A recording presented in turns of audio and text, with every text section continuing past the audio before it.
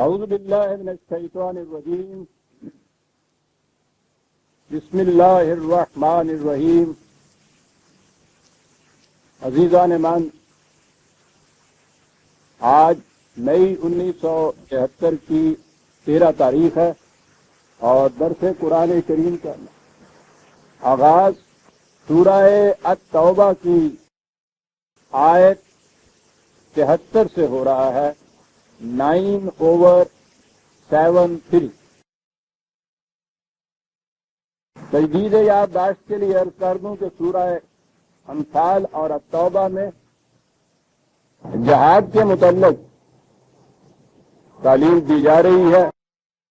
جہاد کی آخری شکل کے جسے قتال یا جنگ کہا جاتا ہے، جب حق اور صداقت کے لیے جسے خدا کا بلند کلمہ کہا گیا ہے، وہ نظریہ حیات جو حیوانی سطح سے بلند انسانی سطح سے متعلق ہے، اس کی حفاظت کے لیے میدان جنگ میں سر بکف آ جانا پڑے۔ وہ جد و جہد حیات کی آخری منزل ہے جسے قتال کہا جاتا ہے، جسے جنگ کہہ کے پکارا جاتا ہے اور اسے جہاد بھی کہا جاتا ہے۔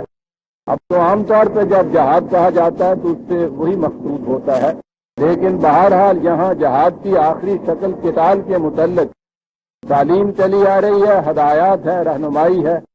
اسی سلسلے میں منافقین کا ذکر ہے، وہ گروہ جس کے متعلق یہ کہا گیا کہ وہ دین کو اگر مذہب کی شکل میں اپنے ہاں رکھیں یا دیا جائے تو وہاں تک تو انہیں کوئی اعتراض نہیں ہوتا۔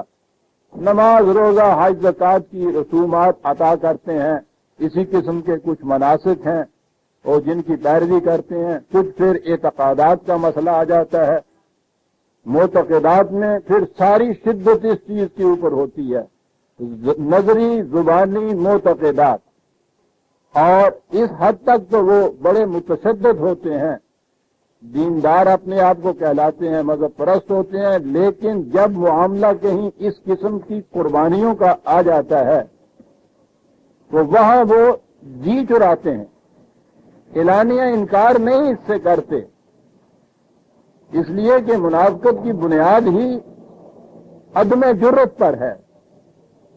جس میں جرت ہوتی ہے وہ کھلے بندوں کافر ہو جاتا ہے، وہ کھلے بندوں داہریہ ہو جاتا ہے، اور داہریہ ہونے کے لیے تو بڑی جرت کی ضرورت ہے۔ وہ کھلے بندوں یہ کرتا ہے، لیکن ان کی کیفیت یہ ہوتی ہے کہ یہ اس مقام پر آ کر جہاں کچھ صعوبات برداشت کرنی پڑتی ہیں اپنے نظریہ کے تحفظ کے لیے، وہاں اعراض برتتے ہیں، جی چراتے ہیں، پہلو تہی کرتے ہیں، گریز کی راہیں نکالتے ہیں، اور اس کا اعلان نہیں کرتے، اقرار نہیں کرتے، اعتراف نہیں کرتے کہ ہم یہ کرنا نہیں چاہتے۔ اس کے لیے کچھ پھر تعویلات نکالتے ہیں، تعبیرات نکالتے ہیں، پھر وہ عذرات سامنے آتے ہیں، لیکن یہ ساری چیزیں منافقت کی ہوتی ہیں۔ تو جنگ چونکہ ایک ایسی کڑی آ جاتا ہے زندگی میں کہ جہاں فرق ہو جاتی ہے کہ کون اپنے دعوی ایمان میں سچا ہے اور کون منافقت سے کام لے رہا ہے، اس لیے جنگ کے سلسلے میں قرآن کریم نے ان منافقین کا ذکر بڑی شرح و بس سے کیا ہے، اور جیسا کہ میں مسلسل بیان کرتا چلا آ رہا ہوں کئی درسوں سے کہ یہ نہ کہیے کہ یہ اساطیر الاولین ہیں، ماضی کی کچھ کہانیاں ہیں، گزشتہ اقوام کی کچھ داستانیں ہیں، یہ 1300-1400 سال پہلے کے مدینے کے کسی گروہ کا ذکر نہیں ہے، یہ انسان کی ایک نفسیات اور ذہنیت کا ذکر ہے جو ہمیشہ ساتھ رہے گا، ہر دور میں یہ ذہنیت موجود رہے گی، جس کی جہاں یہ ذہنیت ہوگی قرآن کی یہ رہنمائیاں یا یہ ارشادات جو منافقین سے متعلق ہے وہ ان پر اپلائی ہو جائیں گے۔ تو یہ تو ہر دور میں ہر شخص کو خود یہ دیکھنا چاہیے کہ مجھ میں منافقت تو نہیں ہے، اگر ہے تو کہاں تک، پھر اپنے گروہوں تک دیکھنا چاہیے، اپنی قوم تک دیکھنا چاہیے، اور وہاں سے یہ معلوم ہو جائے گا کہ ہم اپنے آپ کو خود فریبی میں تو نہیں رکھ رہے، پہلی چیز عزیزان من، جو شخص بھی قرآن پر یا اسلام پر ایمان کا دعویٰ رکھتا ہے، پہلی چیز اس کے لیے یہ ہے کہ اس کسوٹی پہ پرکھ کر دیکھے کہ قرآن ہمیں رکھتا کس کیٹیگری میں ہے، ہمارا شمار کس زمرے میں ہوتا ہے۔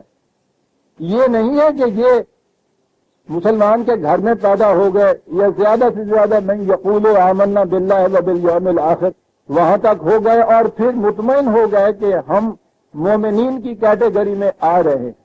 مومنین بھی اب ہمارے ہاں عجیب بات ہے، خود مسلمانوں میں بھی یہ ایک خاص فرقے کے لیے اب ایک لفظ استعمال ہو رہا ہے، باقی سارے اپنے آپ کو مسلمان ہی کہتے ہیں، لیکن مومن کہلائے یا مسلمان کہلائے، مسلم کہلائے، ایک ہی بات ہے۔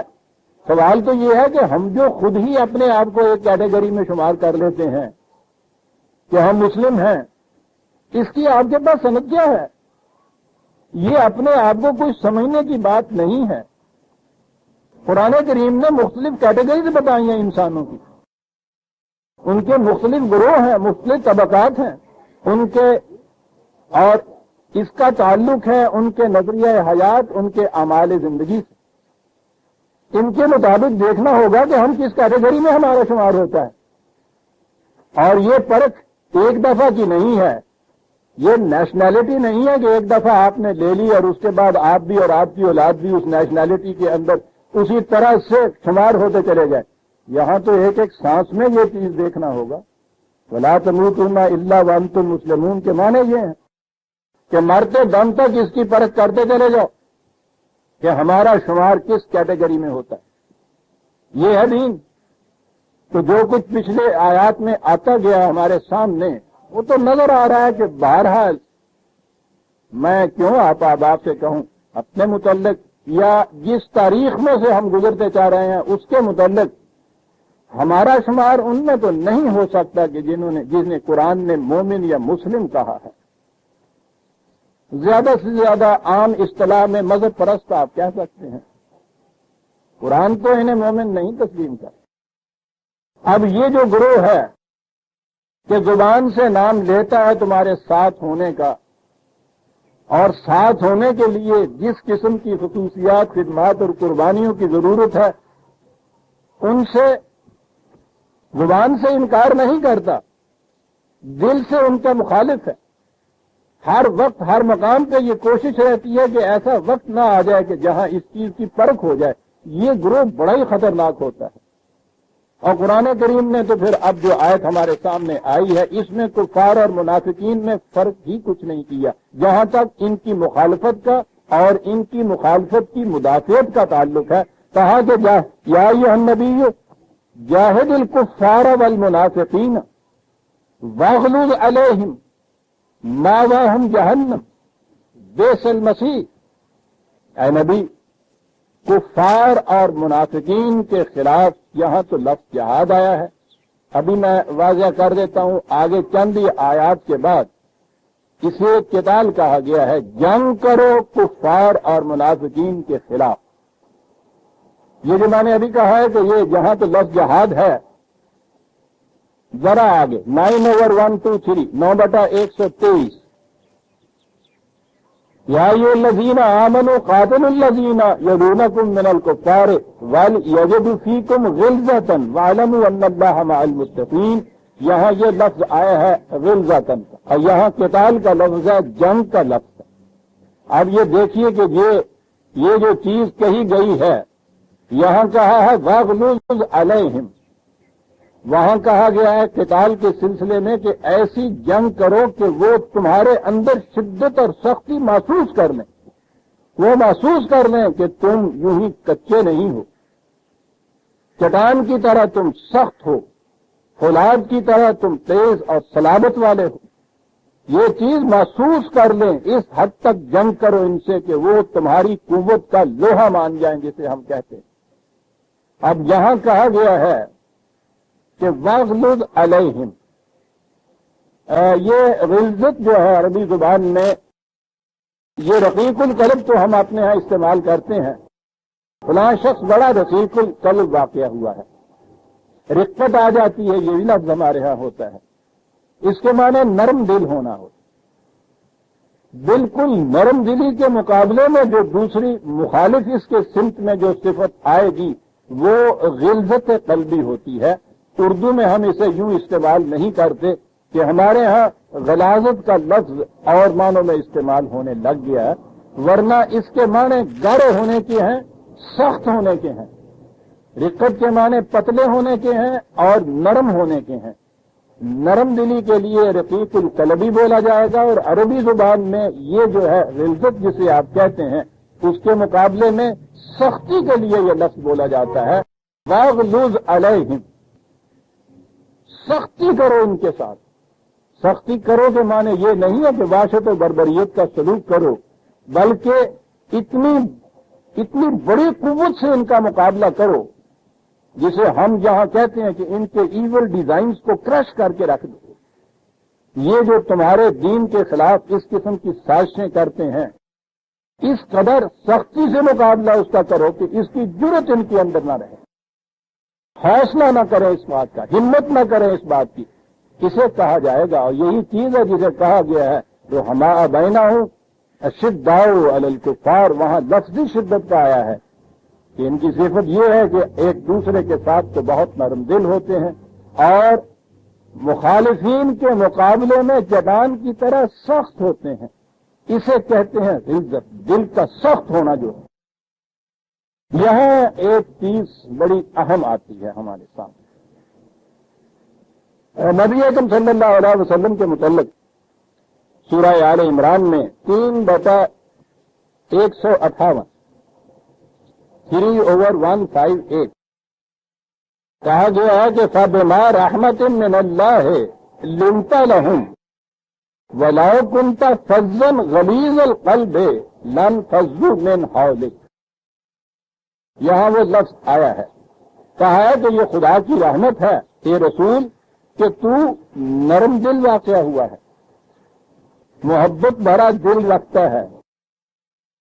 اگر تو فظًا غلیظ القلب، آپ یہ دیکھیے وہی لفظ جو ہے غلیظ میں نے کہا تھا، غلیظ القلب آیا ہے، بلکہ اس کے ساتھ ایک لفظ اور فظًا بھی آیا ہے اور سختی کے لیے۔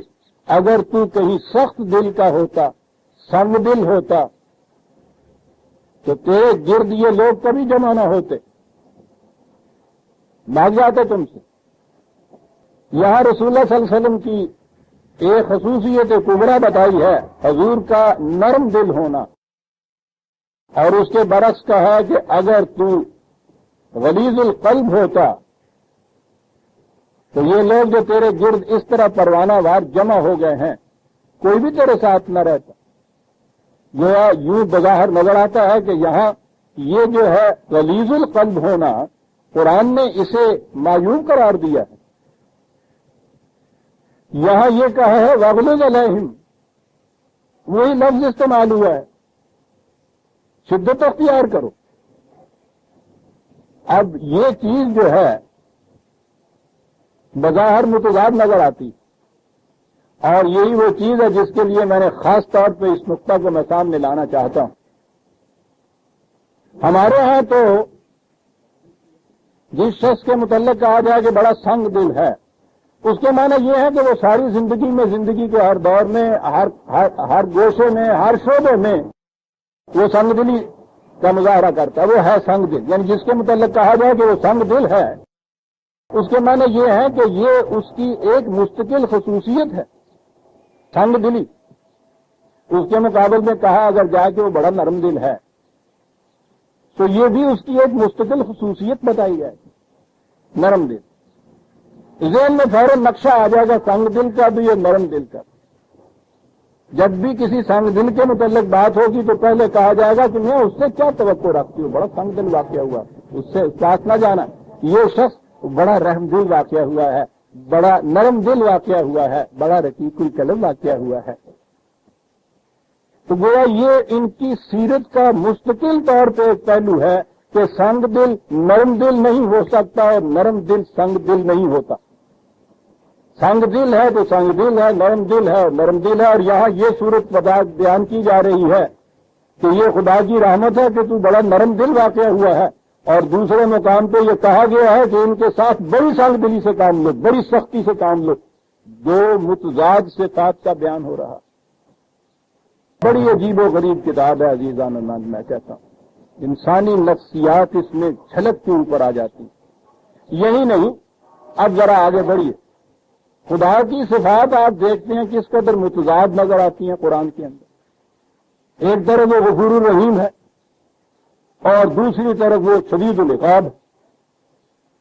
ایک ہی ذات ہے وہ. یہ دو الگ الگ شخصوں کا بیان نہیں ہو رہا. ہمارے ہاں کبھی یہ نہیں ہوگا کہ ایک ہی وقت میں کہا جائے کہ بڑا سنگ دل ہے، بڑا رقیق القلب ہے. کہتے تیری مت ماری ہوئی، کیا وہ سنگ دل ہے یا رقیق القلب ہے؟ ایک بات کہو. وہاں یہ کہا جاتا ہے عفو کریم بھی ہے، غفور الرحیم بھی ہے، شدید العقاب بھی ہے، ان بطش رب کا شدید بھی ہے. ڈائمیٹریکلی اپوزٹ صفات ہیں، ایک مقام پہ جمع ہو رہی. بات کسی انسان کی نہیں، خدا کی ذات کی صفات بیان ہو رہی ہیں. کیا چیز ہے یہ؟ بڑی اہم چیز. وہاں تو ہم صفات خداوندی انہیں کہیں گے. نیچے جب اترتے ہیں ہم انسانوں کے لیے تو ہم ان کو مختلف جذبات کہیں گے. نرم دلی ایک الگ جذبہ ہے، سنگ دلی سخت دلی ایک الگ جذبہ ہے. ہمارا تصور یہ ہے کہ یہ دو جذبات ایک جگہ اکٹھے نہیں ہو سکتے. قرآن ایک جگہ اکٹھے کر رہا ہے. سب سے بڑی چیز تو میں نے بتایا تھا کہ خدا کی صفات تو ہمارے لیے سٹینڈرڈ بنتی ہیں اپنی ذات کی نشو و نما کے لیے. وہاں متضاد صفات، یہاں اس کے بعد اسوہ رسول اللہ صلی اللہ علیہ وسلم ہمارے لیے نمونہ بتایا ہے قرآن کریم نے. حضور کی ذات میں یہ دو چیزیں متضاد دکھائی گئی. تضاد کی بات نہیں، اور یہاں سے بات شروع ہوئی. انسانی ذہن نے ان چیزوں کو متضاد تسلیم کیا. ان میں سے بعض کو معیوب قرار دیا، بعض کو مستحسن سمجھا.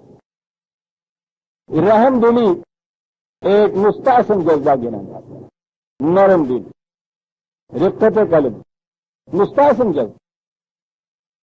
اس کے مقابلے میں سخت گیری، جسے اب سنگ دلی کہا جاتا ہے، اسے بڑا معیوب جذبہ قرار دیا. انسانوں نے ان جذبات کی یوں تقسیم. اب مستقل طور پہ آپ کے ہاں ایک کیٹیگری جذبات کی وہ آ گئی جنہیں آپ نے معیوب سمجھا ہوا. آہستہ آہستہ آگے جب چل کے آئے تو ایسا نظر آ گیا کہ جیسے ضابطہ اخلاق کی روح سے ہی یہ معیوب ہیں. یعنی یہ جذبات ہیں ہی ابلیسی. جیسے تکبر، رضا، غیظ، خار، کرد، یعنی مستقل طور پر ایک جذبے کو متعلق کہہ دیا کہ وہ چاہیے. اسی طرح سنگ دلی، سخت دلی معیوب جذبات میں شمار ہو گئے. تو گویا ایک جذبہ جو پیدا تو کیا گیا انسان کے اندر اور مستقلاً معیوب ہے، یہ وہی چیز آ گئی. عزیزان من، بڑے غور طلب مقامات ہیں یہ قرآن کے. یہ وہ چیز آ گئی کہ جو کرسچینٹی نے یہ کہا تھا کہ انسانی بچہ تو اپنے اوریجنل سن جسے کہتے ہیں، ایول کو ساتھ لے کے پیدا ہوتا ہے. اور ایول میں سخت گیری، سنگ دلی ایول میں شمار ہو گئی ان کے یہاں، کیونکہ وہاں تو گاڈ از مرسی، رحم ہے. عیسائیت کے اندر صرف رحم ہے، حتیٰ کہ وہاں اعمال بھی نہیں. سینٹ پال نے اعلانیہ لکھ دیا کہ کوئی شخص اعمال کی روح سے نجات حاصل نہیں کر سکتا. یہ صرف خدا کے رحم کی بنا پہ نجات حاصل ہوتی. وہ اعمال بھی کوئی شے نہیں. اسی لیے عیسائیت میں قانون کا تصور ہی نہیں، وہاں تو قانون ہے ہی نہیں. رحم، مرسی مرسی مرسی. اور پھر وہی ایک گال پہ تماچا مارے، دوسری گال آگے کر دو. مرسی کے لیے یہ پادری اور ننز آپ کے ہاں جو نظر آتے ہیں، وہ لیم کی شکل کے اندر حضرت مسیح علیہ السلام، برائے معصوم جسے کہا جاتا ہے، ایک سمبل ہے سب سے زیادہ نرم دل ہونے کا. وہ تو نرم دلی تک ہے. میں کہتا ہوں آگے بڑھیے بزدل ہونے کا. بز کے تو مانا ہی ہے وہی لیم جسے آپ کہتے ہیں، لیکن وہ اسے بزدلی تک نہیں لاتے، رحم تک رکھتے ہیں. اور رحم مستحسن جذبہ ہے، بزدلی پھر معیوب جذبہ ہے. ایک ہی جذبہ. اسی لیے ان کے ہاں اسلام پہ جس قدر اعتراضات ہیں وہ یہی کہ صاحب اس میں تو جنگ ہے، قتال ہے، جہاد ہے، غازی ہے، شمشیر ہے. یہ اعتراض کس طرح ابھرے؟ پہلے رحم کو مستحسن جذبہ اور اس کے برعکس سختی کو معیوب جذبہ قرار دیا. آہستہ آہستہ آہستہ آہستہ اس کا پروپیگنڈا اس طرح سے کیا کہ عیسائیت سے آگے ہٹ کے یہ یونیورسل ایتھک میں آ گئی بات. عالمگیر اخلاقیات میں یہ بات آ گئی کہ سختی جو ہے، سنگ دلی، سختی، یہ بڑی معیوب بات ہے. رحم دلی، نرمی بڑی اچھی بات ہے. یہ پہلے ایک یونیورسل ٹروتھ کی طرح اس کا پرچار کیا گیا، تسلیم کیا گیا کہ یہ مستحسن ہے یہ ایتھک میں. اور پھر وہ سختی، سنگ دلی، جہاز، تلوار تو پھر معیوب ہو گیا اور اس کے بعد اعتراضات شروع کر دیے انہوں نے. اثر اس کا یہ تھا کہ ہم میں سے میں بھی عرض کروں گا کون متاثر ہوا. جو اس سے متاثر نہیں تھے ان کی بھی کیفیت یہ ہے کہ اپولوجیٹک ایٹیچیوڈ ہے. جو بھی بھائی یہ لڑائی تو بھی اس لیے ہوئی تھی کہ وہ بعد میں آگے گاندھی انہوں نے یہ کہتا تھی کہ ایسی تو نہیں تھی لڑنے واسطے، یعنی ہاتھ باندھے ہوئے ہیں، سب کٹا رہے ہیں، گڑ گڑا رہے ہیں کہ کہیں یہ نہ کہہ دیا جائے کہ واقعی صاحب ہم تلوار بھی اٹھاتے ہیں. یعنی اتنا گہرا اثر ہوتا ہے پروپیگنڈے کا. جنہوں نے بھی جہاد کے متعلق ہمارے ہاں لکھا ہے ان کو تو الگ کر دیجئے کہ جن کے ذہن میں یہ تھا کہ یہ کیا چیز ہے، یا تو انکار ہی کر دیا اور یا اپولوجیٹک، سارا انداز معروف کیا. اور پھر یہ تو جی اس زمانے کے حالات کی بات تھی، وہاں یہ بات ہو گئی، اب بابا ہمارا پیچھا بھی چھوڑو، اب ہو گئی، ہم تو نہیں کر رہے ہیں. یہ انداز آپ کے ہاں کا کیا؟ قرآن کے جو یہاں سے وہاں تک چلے گا یہ جہاد اور قتال کا اتنا حکم دیتا چلا جا رہا ہے صاحب. اشداء علی الکفار بتا رہا ہے محمد الرسول اللہ والذین معہ. خود خدا اپنے آپ کو شدید العقاب کہہ رہا ہے. تو گویا ہمارے اس اخلاقی نقطۂ نظر سے تو یہ ساری چیزیں جو تھیں توبہ میری توبہ بھول چوک کی باتیں تھیں، بھائی ہو گئی بابا پیچھا بھی چھوڑو، معاذ اللہ معاذ اللہ. آپ نے دیکھا کیا کیا گیا ہمارے ساتھ. تو پھر بات وہی آ گئی جب میں عرض کروں گا کہ جب میں کبھی خدا نے توفیق دی اسلام کی تاریخ لکھوں، مسلمانوں کی نہیں، مسلمانوں کی تاریخیں تو بھری پڑی ہیں، اسلام کی تاریخ نہیں لکھی گئی ابھی تک.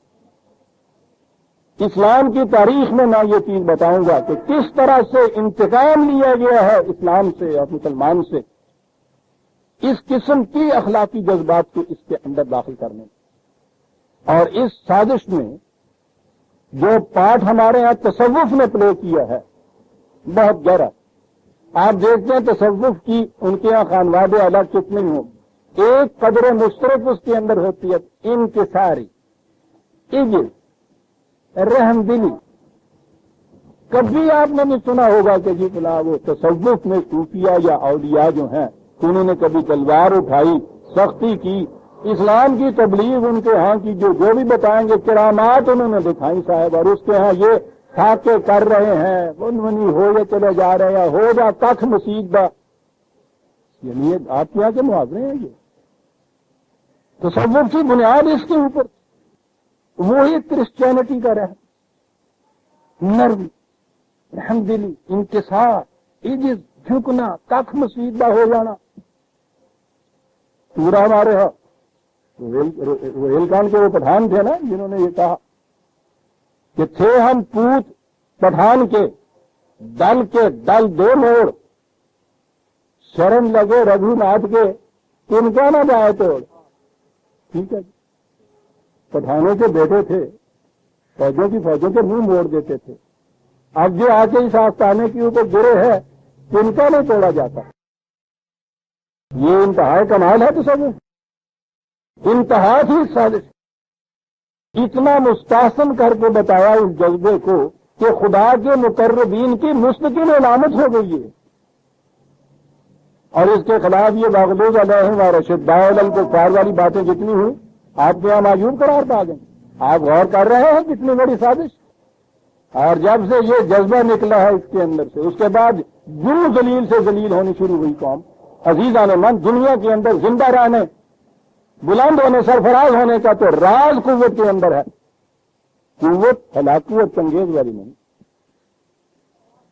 قوت حدود اللہ کے اندر استعمال کی. میں نے عرض کیا کہ یہ ایک بڑی سازش تھی. وہاں سے یہ چلی اور پھر میں یہ اس میں عرض کروں گا کہ کون کون تھے جنہوں نے یہ سازش چلائی. میں یہ بتا رہا ہوں کہ کس شکل میں ہمارے ہاں یہ آئی. اور آہستہ آہستہ پھر جو میں نے کہا نا کہ یونیورسل ایتھک بن گئی ہے آپ کے ہاں کے. خود ہی خدا دا غیر، ایسا مسلمہ جیسے کوئی آج پڑھ دی ہو کسی. یعنی اسرشن آف سیلف جو ہے اپنے آپ کے متعلق بھی یہ کہنا کہ میں بھی کچھ ہوں، اس کے ساتھ خدا کا بیر گیا. سوال ہی نہیں. کیا وہ مٹا دے اپنی ہستی کو؟ اگر تو کیا زندگی چاہے کہ دانا خاک میں مل کر گل و گلزار ہوتا ہے، مٹا دے اپنی ہستی کو. ایتھکس آپ کے ہاں یہ بن گئے. اخلاقیات کی کتابیں جو آپ کے ہاں پڑھائی جاتی ہیں، اخلاق ناصری، اخلاق محسنی، اخلاق جلالی، یہ آپ کے ہاں نصاب میں داخل ہیں. ان سب میں یہ چیز آپ کو ملے گی. ہو جا کا مسیح خالص کرسچن ایتھک جو. اس کے بعد میں نے کہا کہ یہ اخلاقیات ہیں. اس کے بعد تو اس سے آگے چلتے ہیں، ہم تصوف میں پہنچتے ہیں، تو پھر تو آپ کے یہاں مقربین کی شناختی ایک ہے یہ کہ بے حد. یہ کیا تھا؟ جیسا میں نے عرض کیا ہے بہت بڑی سازش، اور اس کی تکمیل آگے ہو گئی آپ کے ہے اس ہماری صدی میں. پنجاب کی نبوت میں آ گئی تکمیل. یہاں ڈر پیدا ہوا وہابی موومنٹ سے. انگریز کو 1857 کے بعد یہاں جہاد کی ایک موومنٹ چلی تھی، بہت بڑی موومنٹ تھی. الگ بات ہے کہ آپ اس کو تنقید کریں، کچھ پلاننگ کی غلطیاں اس میں آپ کہہ دیں، کچھ پروگرام کے متعلق کہہ دیں کہ احکام اس میں رہ گئے. جذبہ بہت بلند تھا اس چیز کہ زندگی قوت کا نام ہے، باطل کا مقابلہ کرنے کا نام ہے. اس سے انگریز کو یہاں بڑی دہشت پیدا ہوئی، خوف پیدا ہوا کہ یہ اس قوم کو جس کو ہم نے 1857 میں ختم کر کے رکھ دیا تھا، اگر اس راہ کے اندر سے یہ چنگاریاں پھر کہیں ابھر آئیں تو انہوں نے پتا تھا کہ ہندو سے ہمیں کوئی خطرہ نہیں ہے. ہندو تو سوداگر واقعہ ہوئے تھا، اس کے ساتھ تو اس نے کہا تھا بے شرح کا معاملہ، بیپار کا معاملہ ہے، وہ کر لیں گے. یہ اگر سر پھرے آ گئے پھر جہاد کے اوپر تو ان کے ہاتھوں جہاں امن سے زندگی نہیں بسر ہو سکتی. یہ بڑا خطرہ تھا انگریز کا. اس خطرے سے بچنے کے لیے یہاں ایک مامور من اللہ بھیجا گیا انگریزوں کی طرف. ایک ہی انہوں نے کہا کہ مجھے وہی، یعنی حکم کے اعتبار سے، قانون کے اعتبار سے، باقی تو چھوڑ دیجیے، ایک ہی چیز وہ پتا ہے کہ وہ ایک وہی کیا. سنیے ان کے الفاظ میں، سنیے میرے الفاظ میں نہ سنیے. 40 ہے مرزا صاحب کی کتاب. لکھتے ہیں کہ آج سے انسانی جہاد جو تلوار سے کیا جاتا تھا خدا کے حکم کے ساتھ بند کیا گیا. خدا کے حکم سے بند کیا گیا. چلے جا رہے ہیں کہ صاحب تشریعی نبی تھا، نہیں تھا، تشریعی نہیں تھا، نبی تھا، رسول تھا، چلے جا رہے ہیں الفاظ کے گھورک بند میں. خدا کے حکم سے ایک ایسا حکم جو قرآن کے اندر اس طرح سے آیا ہے، کہتے ہیں خدا کے حکم کے ساتھ بند کیا گیا. تو یہ اگر نبوت نہیں ہوتی، یہ اگر تشریعیت نہیں ہوتی تو اور کیا ہے؟ اور اتنی بڑی چیز. اور پھر یہ نہیں ہے کہ وہ یہ کہیں کہ صاحب پہلے بھی نہیں تھا. 4 ہی سطریں پہلے کہا گیا ہے کہ یہ جہاد یعنی دینی لڑائیوں کی شدت کو خدا تعالیٰ آہستہ آہستہ کم کرتا گیا. حضرت موسیٰ کے وقت میں اس قدر شدت تھی کہ ایمان لانا بھی قتل سے نہیں بچا سکتا تھا. انہیں یہ معلوم نہیں ہے کہ یہ چیز خدا کی وحی نہیں تھی. بنی اسرائیل کی باتیں کر رہے ہیں. علم کی تو یہ کیفیت ہے. شیر خار بچے بھی قتل کر دیے جاتے تھے جو حضرت موسیٰ علیہ السلام یہ کیا کرتے تھے. جو فرعون کے متعلق قرآن نے کہا یذبحون ابناءہم، وہ یہاں یہ کہہ رہے ہیں کہ حضرت موسیٰ علیہ السلام خدا کے حکم سے جو جہاد کرتے تھے اس میں شیر خار بچوں کو قتل کر دیا کرتے تھے. پھر ہمارے نبی صلی اللہ علیہ وسلم کے وقت میں بچوں اور بوڑھوں اور عورتوں کا قتل کرنا حرام کیا گیا. یعنی جہاد کو حرام نہیں قرار دیا، اس میں یہ چیز جو تھی یہ حرام قرار دی. جو اللہ نے پہلے اس کو حلال قرار دیا ہوا تھا. پہلے انبیاء کے وقت میں، رسول اللہ کے وقت میں اس میں اتنی ترمیم ہوئی کہ انہیں قتل کرنا یہ حرام قرار دیا گیا، جہاد تو رہا نا۔ اور پھر بعض قوموں کے لیے بجائے ایمان کے صرف جزیہ دے کر مواخذہ سے نجات پانا قبول کر لیا گیا، چلو۔ اور پھر مسیح موعود کے وقت قطعاً جہاد کا حکم موقوف کر دیا گیا۔ وہ رسول اللہ کے زمانے میں یہ تھا حکم، صرف بچوں کا قتل کرنا منع کیا گیا تھا۔ مسیح موعود کے زمانے میں آ کے آج سے انسانی جہاد جو تلوار سے کیا جاتا تھا خدا کے حکم کے ساتھ بند کیا گیا۔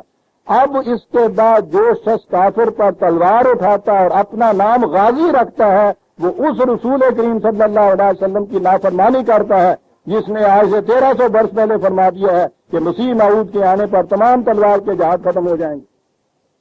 اور فرما رہے ہیں آپ، سو اب میرے ظہور کے بعد تلوار کا کوئی جہاد نہیں۔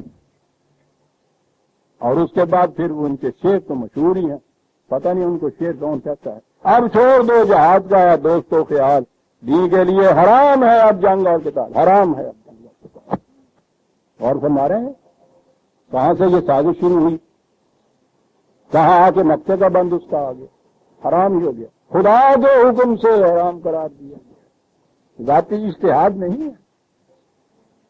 یہاں کیا ہے واقع ہے۔ بات یہ ہو رہی تھی کہ یہ جنہیں ہم متضاد جذبات بظاہر کہتے ہیں یہ دو اکٹھے کیسے ہو سکتے ہیں؟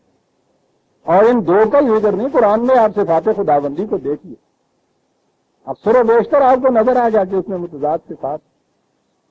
یہ صفات یا جذبات یہ الگ الگ ہوتی کوئی چیز نہیں ہے، یہ انسانی ذات، انسان کے اندر کی بات صلاحیتوں کا نام ہے۔ وہ صلاحیتیں بجائے خیش نہ مستحسن ہیں نہ معیوب ہیں، وہ قوت ہے، وہ صلاحیت جو ہے اس کا استعمال اس کو مذموم یا مستحسن بناتا ہے۔ اس کا آپ استعمال کس طرح سے کرتے ہیں؟ محسوس مثال سیدھی سی بات ہے کہ تیز زنی ایک صلاحیت ہے، قابلیت ہے، ایک استعداد ہے، بازو کی قوت اور شمشیر زنی کی صلاحیت ہے۔ اگر آپ اسے کسی مظلوم کا سینہ چیرنے کے لیے استعمال کرتے ہیں تو بدترین جرم ہے، اگر ظالم کی کلائی مروڑنے کے لیے استعمال کرتے ہیں تو بلند ترین جہاد کا عمل ہے۔ وہی آپ کے بازو کی قوت، وہی آپ کی تلوار، وہی اس تلوار نے کام کیا ہے، ایک انسان کے سینے کو چیرا ہے۔ ایک کے لیے سورج یہ ہے کہ آپ جہنم میں چلے، من قتل مؤمنا متعمدا فجزاؤہ جہنم خالدین فیہا ابدا، تلوار ہے، ہاتھ ہے، جہاں آ کے لگتی ہے وہاں ڈٹرمننگ فیکٹر ہو گیا، ڈیسائیڈنگ فیکٹر ہو گیا کہ کیسا ہے یہ۔ وہی تلوار ہے، وہی ہاتھ ہے۔ اس کے لیے یہ کہا گیا ہے کہ اے رسول تم نے یہ تلوار نہیں چلائی، تم نے قتل نہیں کیا، ہم نے قتل کیا۔ اللہ اکبر! کیا ہے یہ چیز؟ یہ چند صلاحیتیں ہیں انسان کے اندر، بیسک صلاحیت، بنیادی صلاحیتیں۔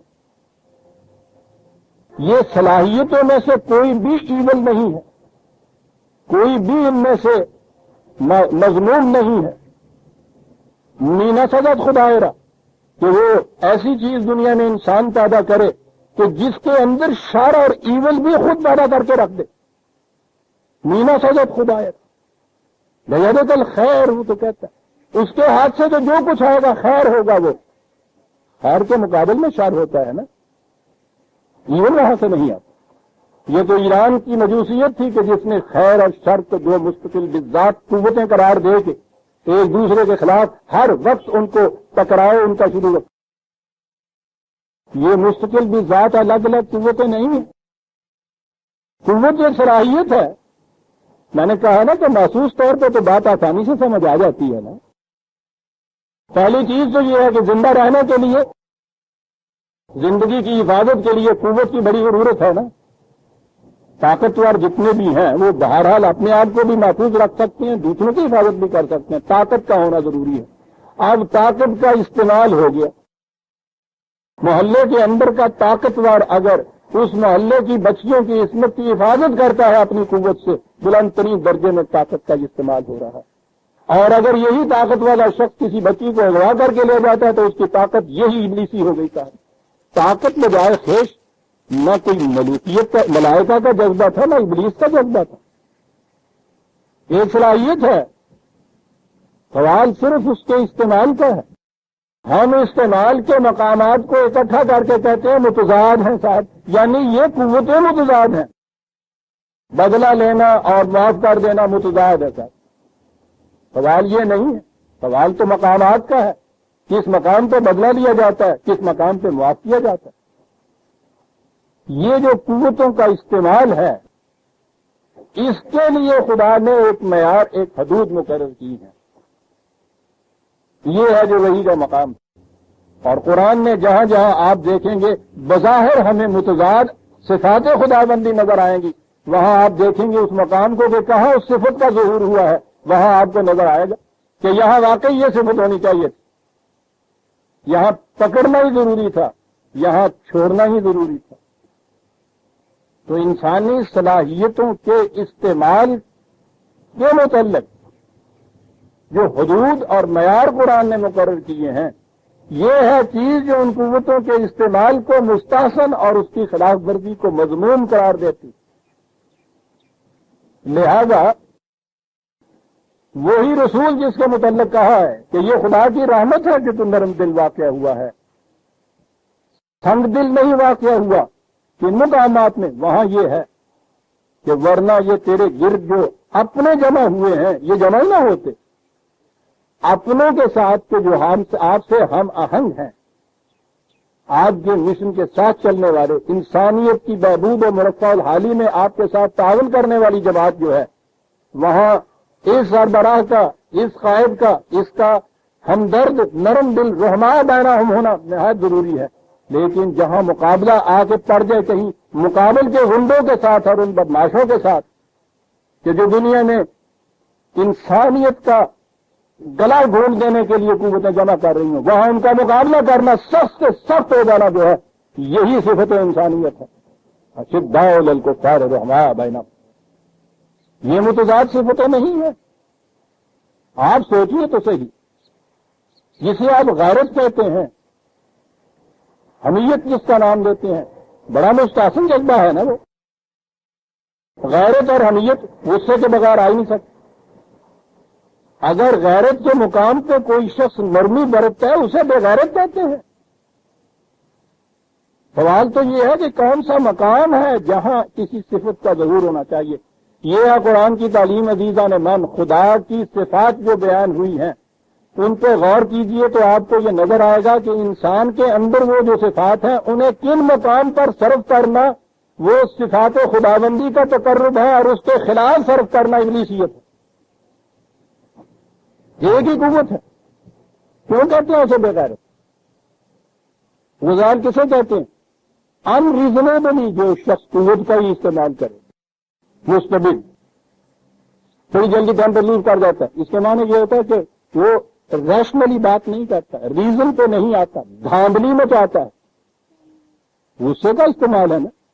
اور یہی معنی ابھی عرض کیا کہ اگر یہی غصہ کسی معصوم بچی کے اوپر کوئی ہاتھ ڈالتا ہے وہاں آپ کو غصہ نہیں آتا، بےغیرت ہیں آپ. اور بےغیرتی تو آپ جانتے ہیں کہ کس قدر دنیا میں ذلیل طریق کمینہ طریق فتح، یعنی کیا ہوا ہے؟ غصہ نہیں آپ کو صرف آیا. یہ جو متضاد صفات ہیں کہ جس وقت آپ کو بد سے شدید کرنی چاہیے تھی وہاں آپ نرم دل ہو رہے ہیں، جہاں نرم دل ہونا چاہیے تھا وہاں آپ سخت جی ہو رہے ہیں. یہ ہے موجود چیزیں. کہیں گے بات یاد آ گئی. گاؤں میں بڑا تکڑا تھا وہ، بھاگ دوڑ میں بھی، کبڈی میں بھی، قوت میں بھی. صبح اٹھ کے گاؤں والوں نے دیکھا تو بیٹھا رو رہا. تو کیا ہوا؟ کہنے لگے وہ رات چور آیا، یہ کچھ لے گیا بھاگی. کہنے لگا تو سوئے رہا؟ وہ کہنے لگے جاگ ہی نہیں آئے تو کہنے لگا نہیں، وہ تو آہٹ ہوئی گا فوراً جاگ اٹھے. کہنے لگا جاگ اٹھے تو پھر اینا تگڑا تو ہے گا. پنڈی کے سامنے رو پایا سارے نے اسے تو تیرے جاگنے ہیں چور لے گیا. ٹوٹ کے پیچھا نہ کیتا؟ کہنے لگا کیتا. کہنے لگا پھر پھڑیا نہ گیا؟ کہنے لگا نہیں پھڑ گئے. کہنے لگا وہ پیسوں تگڑا ہے باسی؟ کہنے لگا نہیں. کہنے لگا پھر ہویا جی؟ کہنے لگا میں جسے میری کلائی میں ہاتھ پایا تو کی کیا کہنے لگا چھاتے پھیلائیے تو اسے بھی نہ چڑھ جاتا ہے وہ تھوڑا ڈوب گیا سی لے ہو جا پھر گھر آ کے جا کے روز لگ چور میرے سب کچھ لے گیا ہے وہ تو کی بچن لگا ہے تھوڑا ڈبتا سی غور فرمایا آپ نے اگلی جانے میں تھوڑا تو کھانا بڑی معیوب بات ہے لیکن جب چور کی کلائی پہ ہاتھ پڑے وہاں خدا کہتا ہے ان بد شرب کا شدید ہاتھ ڈالو تو اتنی سختی سے ہاتھ ڈالو کہ کلائی کی ہڈیاں توڑ کے رکھ تاکہ دوبارہ جرت نہ ہو اس ظالم کو مظلوم کے خلاف ہاتھ اٹھانے کی انسانیت کے خلاف عزیزان من جرم عظیم تھا کہ جب آپ کو صرف مرسی اور رحم دلی کو مستحسن جذبہ قرار دے کے اس قسم کے بدلے و انتقام کو جس سے انسانیت کی حفاظت مقصود تھی ایک معیوب جذبہ قرار دے دیا گیا نتیجہ یہ ہوا کہ مستبد قوتوں کو روکنے والا دنیا میں کوئی نہ رہا یہ ہے وہ چیز جس کے لیے قرآن کی بعض آیتوں کے اوپر تو عزیزان من میں نے عرض کیا ہے کہ میری اپنی کیفیت یہ تھی کہ جب میں وہاں کھڑا ہوا ہے برسوں بعد سمجھ میں نہیں آئی ایک کشمکش کے اندر مبتلا رہا کہ یہ باتیں جو تھیں یہ ذہن میں نہیں آتی تھی دو مقامات سے جس میں میں نے کہا کہ مجھے بھی وقت لگ گیا برسوں لگ گئے بات سمجھ میں 7/180 وزر الذین یلحدون فی اسمائہ اسماء خداوندی صفات خداوندی کو کہتے ہیں اس کی ایٹریبیوٹس کو کہتے ہیں کہا ہے کہ جو لوگ اب ہمارے ہاں تو یہ یلحدون سے ایک لفظ الحاد نکال لیا نا پھر ملحد اور بے دین نکال لیا لفظ اور چل دوسرے طرف جا پڑے الحاد ہوتا ہے ایک سیدھے کے راستے کے اوپر جاتے ہوئے ایک طرف کو نکل جانا اور پھر اسی طرف نکلتے ہوئے چلے جانا یعنی ایکسٹریم ہو جانا کسی ایک سمت میں جانے کے لیے قبر میں جو لحد ہوتی ہے نا اب تو ہمارے ہاں وہ سیدھی سی قبری بنا دیتے ہیں نا روپیے لینے نے 3 گنا تو کم کر دینے بڑا آسان کہ یہ ڈبے ور کی قبر زیادہ ہوں گی وہ جو لحد والی قبر ہوتی ہے نا آپ کو پتا ہے اسے لحد کہتے اس لیے ہے کہ وہ ایک طرف کو ہوتی ہے عربی زبان میں کسی ایک طرف نکل جانا اور اسی طرف پھر چلتے جانا لال پور کبڈی کا میچ ہوں سنے پہ تو اتنے ہوں ساری کبڈی وہ ساری کبڈی تو پتا ہے گیا نا کڑی کردے آیا تو پھر مڑ کے اسی طرح کردیا ہوا اپنی اس لائن تے آنا ہوں سی رستے سا ٹوٹ جائے تو وہ شکست ہوں سی مر جاتا ہے گوڈی کرتا ہے گیا بہت دور نکل گیا انہیں پچھا مڑ کے دیکھا کہنے لگا وہ لائن تے بڑی دور ہے گی ہے جی پچھا گیا تو سا ٹوٹ جانا تو پھڑیا جانا وہ گوڈی کرتا گھر نہیں چلے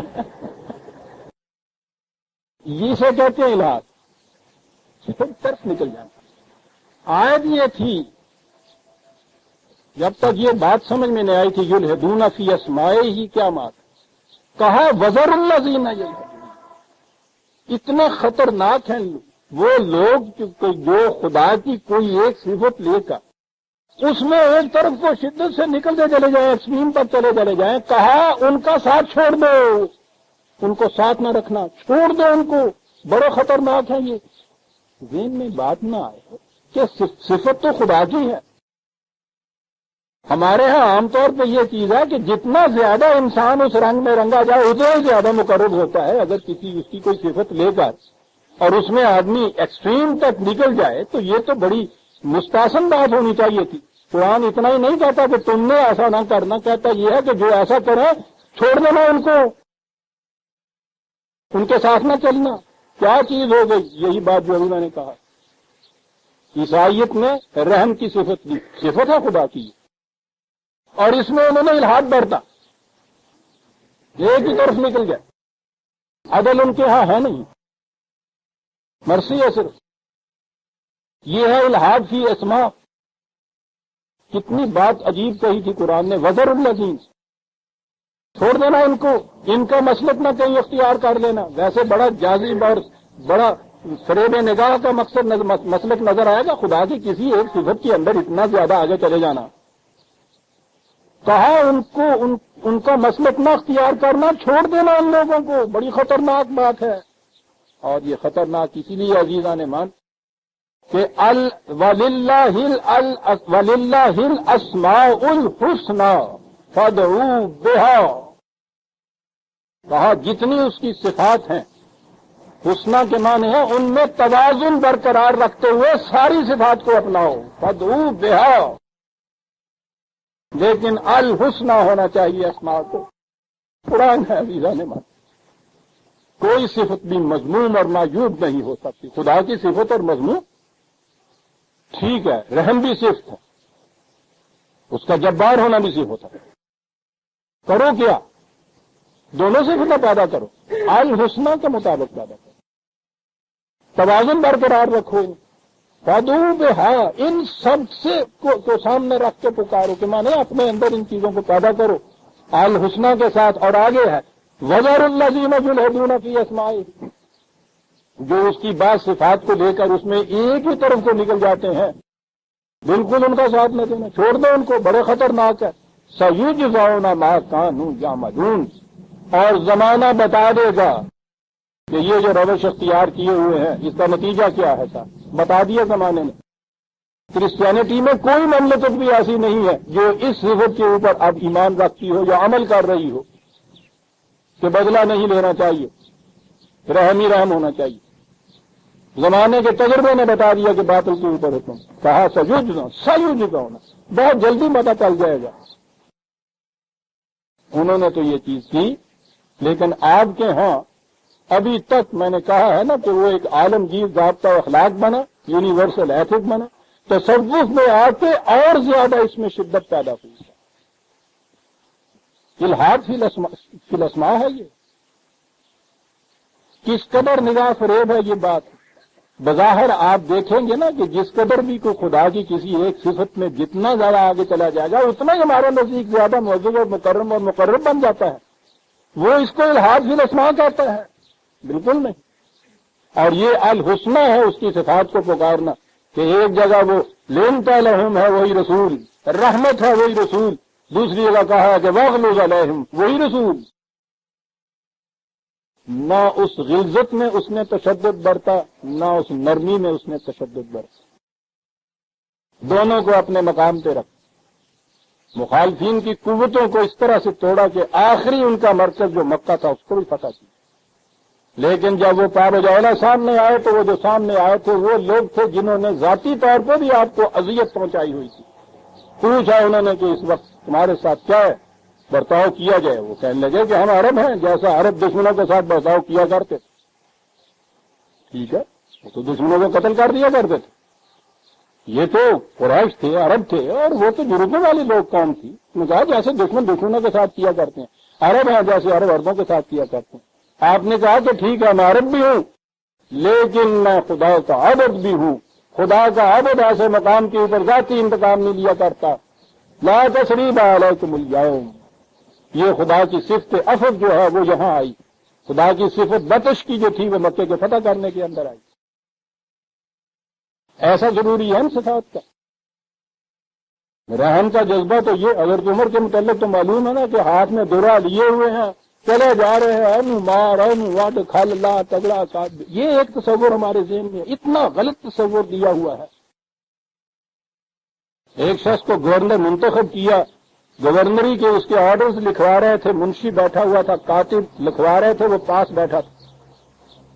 اندر سے ایک چھوٹا سا بچہ آیا، وہ آتے ہی امیر المومنین کی گود میں بیٹھ گیا، آپ نے گلے سے لگایا، اس کا سر چوما۔ اس نے دیکھا وہ جو گورنر بننے والا تھا، اس نے کہا کہ آپ بچوں سے اس طرح سے پیار کرتے ہیں؟ اس نے کہا کہ بچے تو پیار کے مستحق ہوتے ہیں، پیار کا کیا جائے۔ تو اللہ کہ میرے ہاں تو 5-6 بچے ہیں، کسی کو ضرورت نہیں ہے، میرے کمرے میں بھی آ جائے۔ آپ نے اس سے کچھ نہیں کہا، منشی سے کہا کہ یہ کاغذ پھاڑ دو۔ اس نے کہا کہ جی کیا بات؟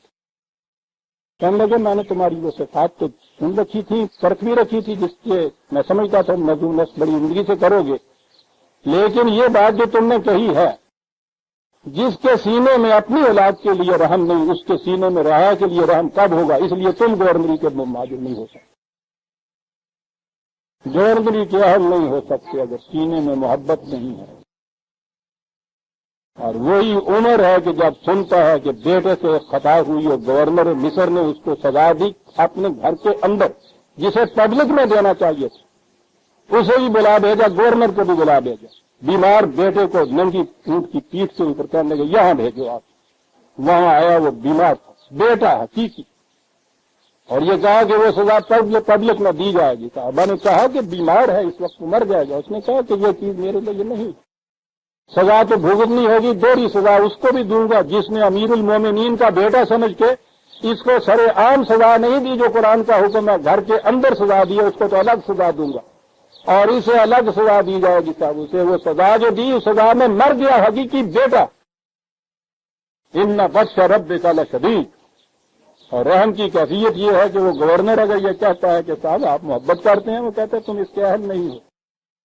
یہ ہے الحسنہ کے طریقے کے اوپر اسماء اللہ کو دعوت دینا، رحم کے وقت میں رحم، شدت کے وقت میں شدت۔ یہ ہے وہ چیز ہے عزیزان من جو ہونی چاہیے کسی قوم کے اندر، اور یہ ہے وہ سازش جو کی گئی ہے آپ کے۔ قوت کا نام آئے تو آپ کے دلوں کے اندر یوں کب کبھی پیدا ہو جاتی ہے۔ اب آپ کے ہاں عزت کا مفہوم ہی کچھ شرافت کا سا ہو گیا، اس کا ترجمہ ہی ریسپیکٹ رہ گیا، یعنی وہ اصلی مفہوم ہی غلط ہو گئے۔ وہ عزت کے تو معنی غلبے کے ہیں۔ جب خدا اپنے آپ کو بار بار کہتا ہے العزیز العزیز، تو ہم سمجھتے ہیں جیسے اسی خاطر لکھ دینا عزیز محترم، یا اور بعد میرا عزیز ہوں اور رشتے دار کے معنی کی آگے، زیادہ سے زیادہ پیارے کے معنی میں آگے میرا عزیز ہوتا ہے۔ وہاں بھی آپ دیکھیے عزیز کے معنی یہاں آتے ہیں، اور پھر عزت کے معنی تو وہ شرافت ہے، ریسپیکٹ اس کا ترجمہ آ گیا۔ اس کے معنی قوت و غلبہ کے ہیں، وہ مفہوم ہی نکل گیا ذہنوں سے۔ یہ ہے جو کیا گیا عزیزان نے۔ مومن کی صفات تو جیسے قرآن نے وہ کہا ہے، وہ اقبال جس طرح سے پھر وہ پیش کر رہا ہے نا، وہ ہے قرآن کے اعتبار سے جو مومن، جس سے جگر لالا میں ٹھنڈک ہو وہ شبنم، دریاؤں کے دل جس سے دہل جائیں وہ طوفان، ہو ہلکا یاراں تو بروشن کی طرح نرم، رزم حق و باطل ہو تو فولاد ہے مومن۔ دونوں خدا کی صفات۔ گزر جا بن کے سیلے تند رہو کوہ بیاباں سے، گلستہ راہ میں آئے تو جوئے نغمہ خواہ ہو جا۔ کیا بات ہے! یہ ہے محمد الرسول اللہ والذین معہ اشداء علی الکفار رحماء بینہم۔ بات یہاں سے چلی تھی واغلظ علیہم۔ میں کہہ یہ رہا تھا کہ ایک طرف یہ چیز ہے واغلظ علیہم، ایک طرف یہ چیز ہے رسول اللہ کے متعلق کہ خدا کی یہ رحمت ہے کہ تو بڑا ہی نرم دل واقع ہے۔ پھر وہی واقعہ میں نے پہلے بھی کہا تھا، پھر آ گیا ہے اور اس مقام پہ بھی دہرانا ضروری ہے۔ وہی ایک شخص کو جس کو وہ یہودی کو وہ مقدمہ سنا تھا اور قتل کی سزا موت دے رہے تھے، حضور خود کھڑے، اور سزا کے متعلق تو یہ حکم ہے نا کہ سامنے دی جائے اور گواہ بھی موجود ہوں۔ تو جلاد اس کے سر پہ کھڑا تھا، ادھر سے اشارے کا منتظر تھا کہ اس کی چھوٹی سی بچی چیختی چلاتی آہو فغاں کرتی چلچلاتی ہوئی آئی اور حضور کی ٹانگوں کے ساتھ لپٹ گئی اور یہ کہا کہ مجھے یتیم نہ ہونے دیجیے، میرے باپ کو معاف کر دیجیے۔ حضور کی آنکھوں سے آنسو جاری ہو گئے۔ صحابہ نے سمجھا کہ اب آپ معافی کا حکم دے دیں گے۔ جلاد انتظار کر رہا تھا، آپ نے یہ حکم دیا، آپ نے گردن کاٹ دی، بچی کو آپ نے گلے سے لگایا، لے آئے۔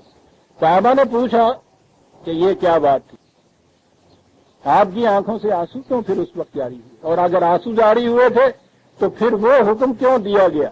ایک فکرہ عزیزان من میں نے عرض کیا ہے نا کہ یہ ہے فکرے کہ جن کو کہا جائے گا حضور کی حدیث، کہا یہ کہ تم نہیں سمجھ سکے۔ اس وقت محمد بن عبداللہ کی آنکھ رو رہی تھی اور محمد رسول اللہ کا ہاتھ اشارہ کر رہا تھا۔ عزیزان من، اس قسم کے متضاد جذبات کو میں متضاد کوٹڈ کہہ رہا ہوں، ایک ہی سینے کے اندر رکھنا اور اس کے بعد دیکھنا یہ کہ ان کا محل کون سا ہے، کہاں کس جذبے کو باہر آنا چاہیے یا کس معیار کے مطابق اس جذبے کا استعمال ہونا چاہیے، یہ ہے جو قرآن کی تعلیم ہمیں بتاتی ہے، یہ ہے جو محمد الرسول اللہ صلی اللہ علیہ وسلم کی سیرت ہمیں بتاتی ہے۔ قرآن اور سیرت کو پڑھو تو اس نقطۂ نگاہ سے پڑھو، کس مقام پر کس قسم کیا رد عمل ہمارے ہاں ہونا چاہیے، کون سا جذبہ کس مقام پہ کون سے جذبے کا استعمال ہونا چاہیے اور کس حد تک استعمال ہونا چاہیے۔ حدود اللہ کہا ہے قرآن نے، باندھ کے نہیں رکھ دی، ان حدود کے اندر آپ کو اجازت دی۔ اور پھر مومن وہی ایسا کہ یہ جتنی صفات آپ کو نظر آتی ہیں یہ سارے انسان کے اندر کے جذبات، ان سب کا پرورش کرنا اور نشو و نما دینا نہایت ضروری ہے۔ یاد رکھیے عزیزان من، ذات کی نشو و نما کے معنی یہ ہے کہ یہ سارے جذبات جو ہیں ان کی نشو و نما ہو۔ اور اگلی چیز پھر یہ ہے کہ ان صلاحیتوں کا استعمال کس طرح سے کیا جائے، اسے کیا جائے خدا کی بتائی ہوئی حدود کے مطابق۔ وہ جو اس نے کہا ہے اقبال نے کہ مومنا را تیغ با قرآن بس است، مومن کے لیے تلوار قرآن کے ساتھ بس کافی ہے۔ این دو قوت حافظ یک دیگرند، عجیب چیز ہے یہ مصرع عزیزان من، یہ دو قوتیں ایک دوسرے کی محافظ ہیں۔ تلوار قرآن کی محافظ ہے، قرآن تلوار کو بے راک نہیں ہونے دیتا۔ جاہد الکفار والمنافقین واغلظ علیہم، وہی رسول کے جسے کہا ما ارسلناک الا رحمۃ للعالمین، اسے کہا جاہدہ واغلظ علیہم، دونوں صفتیں خداوندی ہیں۔ وہ رؤوف الرحیم بھی ہے، وہ جبار المتکبر بھی ہے، اسی طرح سے اس کا رسول ہے، رحماء بینہم بھی ہے، شداء علی الکفار بھی۔ واغلظ علیہم اس لیے کہ ماواہم جہنم وبئس المصیر، انہوں نے اپنی روش ایسے اختیار کر رکھی ہے، یقیناً ان کی زندگی جہنم کی بہت برا ٹھکانہ ہے۔ یحلفون باللہ ما قالوا، کیفیت ان کی بزدلی کی، بے غیرتی، بے حمیتی کی یہ ہے منافقت، کہ جب کبھی گرفت میں آتے ہیں قسمیں اٹھاتے ہیں خدا کی کہ نہیں صاحب ہم نے بالکل نہیں کہا۔ یہ ہے نا، آپ نے دیکھا جرم کیا ہے۔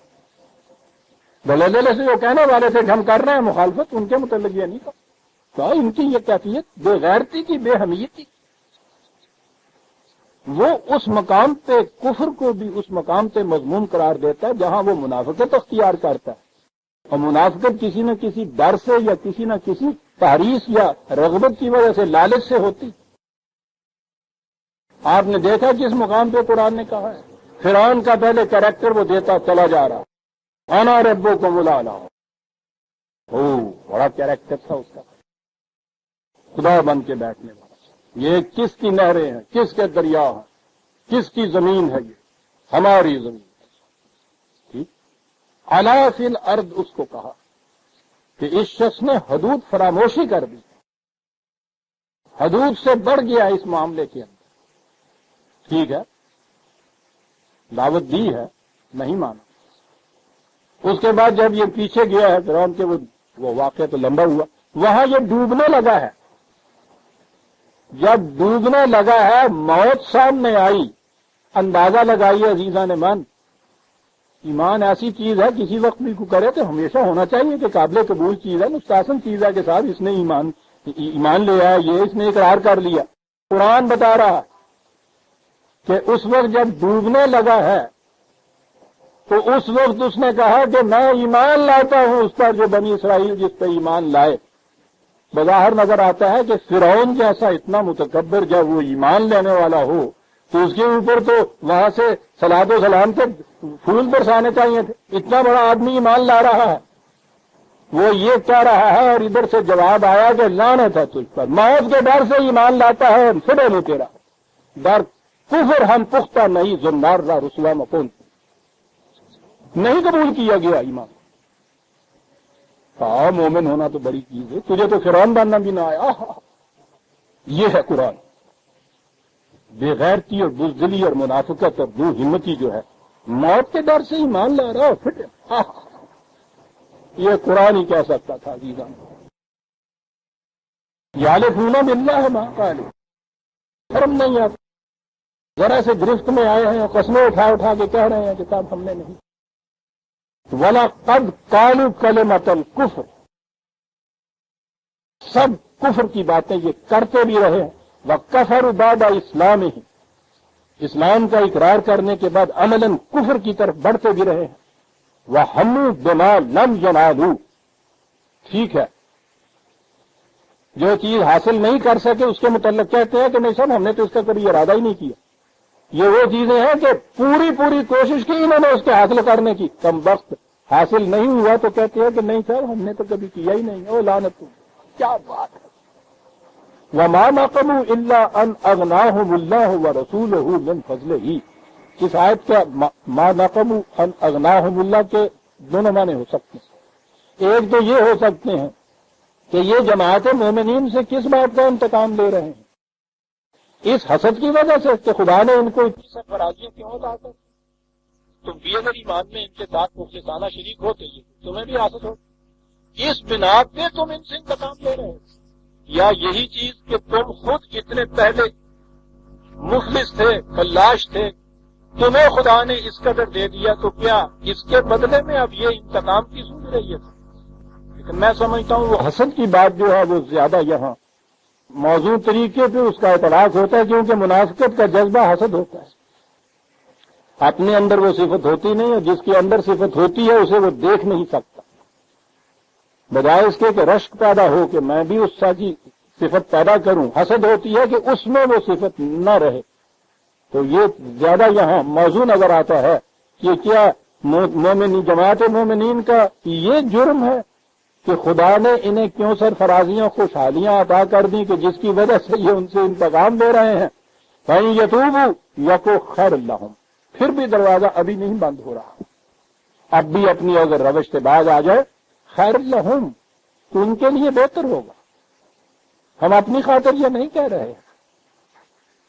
وَإِن يَتَوَلَّوْا يُعَذِّبْهُمُ اللَّهُ عَذَابًا أَلِيمًا فِي الدُّنْيَا وَالْآخِرَةِ، اور اگر یہ اس کے باوجود پھر ایک دفعہ اقرار کرے کہ جی ہم باز آ گئے، پھر وہی کچھ روش اختیار کرے، پھر گریز کی راہیں نکالے، اعراض برتیں، تو اس کے بعد تو پھر کہا کہ وہ بڑی الم انگیز سزا ہے جو ان کو ملے گی خدا کے ہاتھوں سے، اس دنیا میں بھی آخرت میں بھی،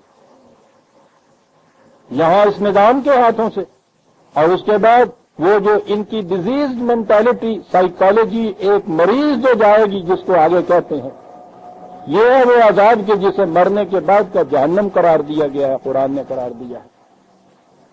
وَمَا لَهُمْ فِي الْأَرْضِ مِنْ وَلِيٍّ وَلَا نَصِيرٍ، تم دیکھو گے کہ منافق کا دنیا میں کوئی دوست اور مددگار نہیں ہوتا، بڑی عظیم چیز قرآن کہہ گیا ہے۔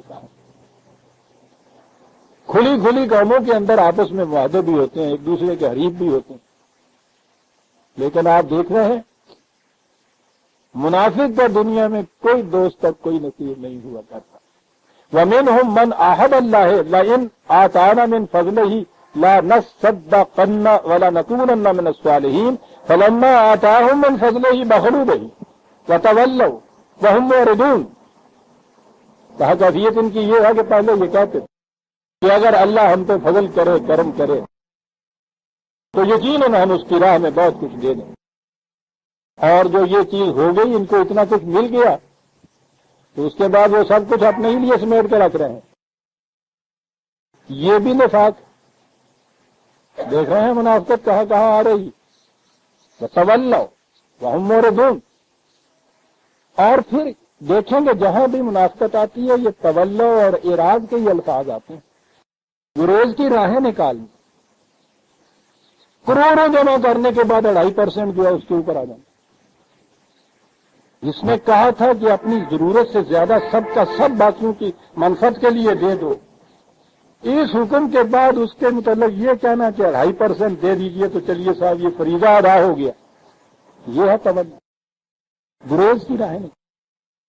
وَهُم مُّعْرِضُونَ، عجیب لگتا، تولا ایک وقت میں ہو سکتا ہے کہ گریز کی راہ نکالی، مورزون کے مسئلے کے لیے ہو گیا ہے ان کا، جہاں آئیے رات بھر ثواب حاصل کر لینا، ہاتھ سے کچھ نہ دینا۔ فقیر نے مانگا اس سے، اللہ کے نام پہ دیجئے ثواب ہوگا، 1 روپیہ دیا، ثواب ہوا۔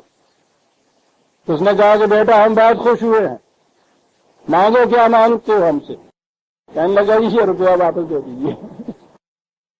کہنے لگا تمہیں کیا ملا گی؟ کہنے لگا اس دینے کا ثواب تو مجھے مل گیا نا.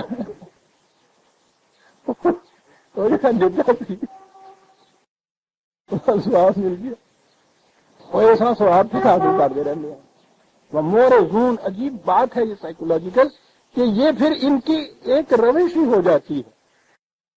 یعنی وہ غیر شعوری طور پہ یہ کچھ ہوتا رہتا. جب بھی کبھی پہلے وہ مرادیں مانگیں گے خدا سے کہ یا اللہ اگر اس سودے میں سے مجھے 10,000 روپیہ بچ جائے تو میں تیرے نام پہ بہت کچھ کروں. بچ جانے کے بعد پھر کیا ہوتا ہے؟ وہ کہتا ہے 100 نفل پڑھ دیں گے. ہاں جن کو ایسے میں پلوں گے اور جو میں نے پانی تھی وہ بھی پوری ہوگی. عجیب چیز. وَهُمْ فَعَاقَبَهُمْ نِفَاقًا فِي قُلُوبِهِمْ إِلَىٰ يَوْمِ يَلْقَوْنَهُ بِمَا أَخْلَفُوا اللَّهَ مَا وَعَدُوهُ وَبِمَا كَانُوا يَكْذِبُونَ. وہ کہا دیکھو تو صحیح ایک ہی وقت میں کتنے جرائم ان سے ہو گئے صاحب. پہلی چیز تو یہ کہ ایک وعدہ کیا تھا خدا سے، وعدہ خلافی کی. جو چیز اس طرح سے کھلی رہنی چاہیے تھی خدا کے بندوں کے لیے اپنی ذات کے لیے سمیت. وَبِمَا كَانُوا يَكْذِبُونَ. منافقت کے لیے لفظ قرآن نے کذب کا لفظ ایک استعمال کیا. ہمارے ہاں جھوٹ اور معنوں میں استعمال ہو جاتا ہے. جھوٹ ہوتا ہے جھوٹی بات کہنے والا. قرآن کریم میں سورہ منافقین میں ہے، سامنے آنا چاہیے. بڑی اہم چیز. اِذْ جَاءَكَ الْمُنَافِقُونَ قَالُوا نَشْهَدُ إِنَّكَ لَرَسُولُ اللَّهِ. منافق جب تیرے پاس آتے ہیں تو کہتے ہیں کہ ہم قسم اٹھاتے ہیں کہ تو خدا کا رسول ہے. کہیے اس کو کوئی جھوٹا کہے گا ان لوگوں کو جو رسول اللہ صلی اللہ علیہ وسلم سے آگے کہے کہ ہم قسم اٹھاتے ہیں کہ تو خدا کا رسول ہے؟ تو سچی بات ہے نا یہ، اس میں تو کوئی شبہ ہی نہیں. کہا واللہ یعلم انک لرسولہ. خدا جانتا ہے کہ واقعی تو اس کا رسول ہے. واللہ یشہد، اس کے ساتھ ہی خدا اس کی شہادت دیتا ہے ان المنافقین لکاذبون، یہ جھوٹ بولتے ہیں. آپ دیکھتے ہیں کہ قرآن کی روح سے کذب کی ڈیفینیشن کیا ٹھہری. عزیزان ایمان عجیب چیز. وہ کہتے ہیں تو رسول ہے خدا. کہا ہے خدا بھی شہادت دیتا ہے کہ تو رسول ہے. تو گیا ان کے دعوے کی شہادت خود خدا دے رہا ہے تو اس سے بڑا سچا کون ہو سکتا؟ کہا ہم شہادت دیتے ہیں کہ بالکل ٹھیک کہتے ہیں تو خدا کا رسول ہے، لیکن ہم اس کی بھی شہادت دیتے ہیں کہ یہ جھوٹے ہیں. تو جھوٹ کی ڈیفینیشن یہ ہو گئی کہ جہاں قلب اور زبان کی ہم آہنگی نہ ہو وہ سچی بات بھی جھوٹ ہے. ہزار خوف ہو لیکن زبان ہو دل کی رفیق. یہی رہا ہے ازل سے قلندروں کا طریق. زبان ہو دل کی رفیق. یہ ہے صحیح پرسنالٹی کی پہچان. کفر اور ایمان آگے چل کے آتا ہے. کفر میں بھی زبان اور دل اگر ہم آہنگ ہیں تو یہ ایک طرح جھوٹ نہیں ہے. یہ ایمان میں تو پوچھو نہیں کتنی بڑی چیز ہے. منافق کے متعلق عزیزان من بڑی ہی باریک چیز ہے جو قرآن کہہ رہا ہے. آگے یہ خدا کی قسم کھا کے کہتے ہیں تو رسول ہے خدا کا. کہا ہے کہ خدا خود شہادت دیتا ہے کہ تو واقعی رسول ہے، لیکن یہ جھوٹے. تیسری بات وَبِمَا كَانُوا يَكْذِبُونَ. 3 جرم ان کے خلاف. تو دیکھیے اب یہاں کیا الفاظ آئے ہیں. کنسٹرکشن عربی جو میں نے کہا ہوا ہے نا عزیزان امان، نسخے سامنے رکھا کیجئے اور اتنی سی عربی ضرور سیکھ لیجئے. عزیزان امان کچھ مشکل نہیں اتنی عربی. قرآن بڑی آسان کتاب ہے عربی زبان کی، لیکن اس میں پھر پتہ چلتا ہے کہ یہ کر کیا گیا ہے، کیا کیا گیا. فَعَاقَبَهُمْ نِفَاقًا فِي قُلُوبِهِمْ إِلَىٰ يَوْمِ يَلْقَوْنَ. کہا یہ ہیں وہ چیزیں جن کی وجہ سے زندگی بھر نفاق ان کے قلوب کے اندر. عَاقَبَهُمْ میں کیا عرض کروں، میں اس کے ترجمے نہیں کر سکتا. نفاق ان کا پیچھا ہی نہیں چھوڑ سکتا. زندگی بھر جہاں چلے جائیں گے نفاق ان کا پیچھا ہی نہیں چھوڑے گا. کیوں نہیں چھوڑے گا؟ اس لیے بما اخلف اللہ ما وعدہ. پہلی چیز تو یہ کہ جس چیز کا وعدہ کرتے ہیں اس کو یہ کبھی پورا نہیں کرتے. کہا ہے کہ ہمیں اگر یہ مل جائے تو ہم خدا کی راہ میں یہ چیز دیں، اس پہ بخل برتیں. اور پھر لَکَاذِبُونَ، ان کا دل اور ان کی زبان ہم آہنگ نہیں ہوتی، ان جرائم کی بنا پر ساری عمر نفاق ان کے پیچھے لگا رہے گا، چھوڑے گا نہیں پیچھے ان کا۔ کیا بات عاقبہ کا کہا ہے قرآن نے۔ الم یعلموا ان اللہ یعلم سرهم ونجواهم وان اللہ علام الغیوب۔ کسے دھوکہ دینا چاہتے ہیں؟ خدا کو دھوکہ دینا چاہتے ہیں۔ انہیں معلوم نہیں کہ وہ دل میں گزرنے والے خیالات تک سے بھی واقف، ان کی ساری رازداریوں کو، ان کے خفیہ مشوروں کو جانتا ہے۔ یعلم کہا، اس کے بعد کہا علام الغیوب، سپرلیٹو ڈگری کا، کوئی بات چھپی نہیں اور پھر غیب ہی نہیں، علام غیوب جمع وہاں سیدھا ہے۔ کیا بات ہے، کیا لطف آ جاتا ہے ان چیزوں میں آگے۔ اس لیے دھوکہ دیتے، جسے کہا ہے نا کہ خدا کو دھوکہ دیتے ہیں، شروع میں کہا ہے نا سورہ بقرہ میں کہ یہ تمہیں نہیں دھوکہ دیتے، اپنے آپ کو دھوکہ دیتے ہیں، اور اسے کہا ہے خدا کا دھوکہ دینا، اپنے آپ کو دھوکہ دینا، ورنہ خدا تو اس سے بلند ہے، اسے کون دھوکہ دے سکتا ہے۔